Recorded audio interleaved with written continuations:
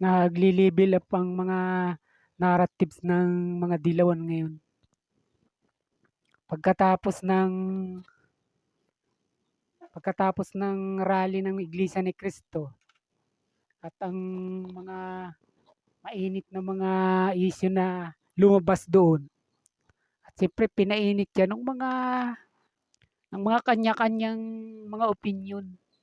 Siyempre nakakagulat nga naman yung ginawang pagbubunyag dito ni Senator Remy. Na hindi lang si Pangulong Bongbong Marcos kundi ang asawa nito at mga anak gumagamit din pala ng droga. Hindi ba? Kung halimbawa si Bongbong Marcos lang hindi na bago sa atin 'to dahil dati na itong binabanggit ni Duterte tapos ito inimbestigahan na rin ito ron sa Senado ni Senator Bato at meron pang lumabas dito na pulburon video, 'di ba? Pero itong kanyang pagbubunyag dito kaya marami talagang nagulat at nagulantang, hindi makapaniwala na itong mismong kapatid niya, hindi lang si Pangulong Bongbong Marcos ang inamin niya na gumagamit at hindi basta gumagamit kundi ilulong talaga sa pinagbabawal na gamot. At ang hindi nga natin dito inaasahan, siyempre lalo na ng marami, na idadawit niya at sasabihin din niya na gano'n din pala yung asawa nito, si Madam Lisa Marcos at saka yung mga anak. Ito na nga yung kaganapan na halos magpabago na nga sa politika sa ating bansa na dati nang magulo ngayon ilalo pa itong mukhang nagkalabo-labo. At dahil level up ito, sa tingin natin, nag-level din yung mga narratives ng mga dilawan dito. Biro mo naman may mga mungkahi na may mga lumalabas tayo ngayon na nababalitaan na itong business tycoon na si Ramon ang gagawing caretaker ng bansa. At ito, hindi man nila tuwir ang sinasabi na magbiti si Pangulong Marcos. Ganun yung kanila ritong ibig tukuyin. Ay bakit sila nagnanarratives ng ganito? Tinitingnan nila kung kakagatin ito ng tao kung anong magiging responde dito ng maraming Pilipino. Pagkat sila man, dahil sa nangyaring ito, alam natin, katulad nga ng sinasabi ni Senator Kiko, sila ay nananahimik lang at nagmamasid. Ito yung sabi ni Senator Kiko Pangilinan sa mga nangyayaring ito. At ito, parang kumbaga tumatiming lang sila, ang mga dilawang ito. Ito ngayon yung mga narratives nila na lumitaw. Which is ito naman talaga labag sa Constitution. At marami tayong mga abogado ang napapanood na itong kanilang ito para itong mga bunga ng mga emenasyon, bunga ng mga guni-guni lamang. Pero alam din ito ng mga dilawan at siyempre mga mahusay naman sila at unang-una mga veterano pa, di ba?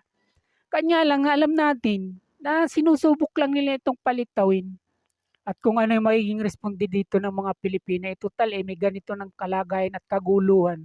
At labis na pagkalito ang tao alam natin ito'y dala ng pagbubunyag ni Senator Amy sa nakalipas na rally ng Iglesia ni Cristo.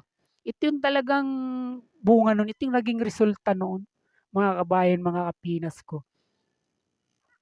At kasabay nga nito, parang sa tingin nila daragdagan nila kung talagang medyo hindi ito kakagatin, itong sinasabi nilang ito na ang magiging caretaker, ito nga sa halip na yung Vice President, ay si Ramon ang gagamit, ang papipisti nila sa Malacanang hanggang 2028.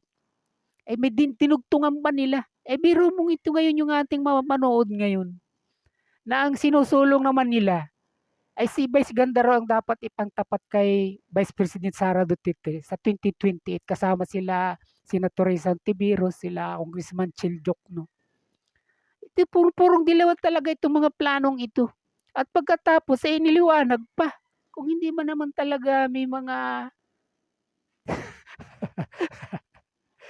pero pag nanalo na raw si Vice Ganda dahil yun lang man talaga ang intensyon at wag lang basta maupo sa Malacanang ang mga Duterte, mag-resign na rin si Vice Ganda. Yun lang yung kanilang goal dito. Yun yung kanilang mga plano rito. Na ibig sabihin nito, yung mga Pilipino talagang itinuturing na talagang wala ng kamuwang-muwang sa mundo. Na 'pag si Vice Ganda tumakbo, wala na si Sara Duterte, ubos na ang Duterte at ito na yung mananalo at mga dilawan na. Ibig sabihin nilalantad na nila yung kanilang mga kagunggungan. O tuwiran ko ng sasabihin, isipin mo kung hindi ba naman ganito ang nagiging galawan ng mga utak na ito, ng mga utak ng mga ito. Kung talagang gusto mo magplano, bakit kailangang ibunyag mo pa? Gagawin mo lang pamain si Vice Ganda do sa mga taong bubuto para kung manalo na, magre-resign na ito at yun lang naman ang intensyon ninyo na huwag makabalik ang Duterte sa Malacanang. Nakita niyo na kung hindi talagang nagli-level up at talagang yung utak nila talagang naglalaro. Kumbaga, meron lang kung ano pumasok sa isip. Kung ano yung talagang sa tingin nila ay magpapagulo sa isip ng tao, sinusubukan talaga nila. Ano yung mga galawang ito? Ito yung mga desperadong galaw. Dahil talagang atat na atat sila. Na wag lang mapuan Duterte by hook or by crook, talagang gagawa sila ng paraan. At mabalik tayo dun, itong si Ramon ang gagawin nilang caretaker ng bansa kung talagang incompetent na ito si Pangulong Bongbong Marcos at iinit ng iinit na at tuluyang mababaon tayo sa pagbagsak ng ekonomiya dahil nga sa mga kontrobersya na ito na nangyayari na binubunyag at iniakusa sa Pangulo, kay Pangulong Bongbong Marcos. Kaya natin nasasayang puro dilawan ang mga naratibong ito. Alam natin 'pag sinabing mga businessman o katulad nitong business tycoon na si Ramon ang mga oligarko ito. At 'pag sinabing oligarko kasama ito ng dilawan.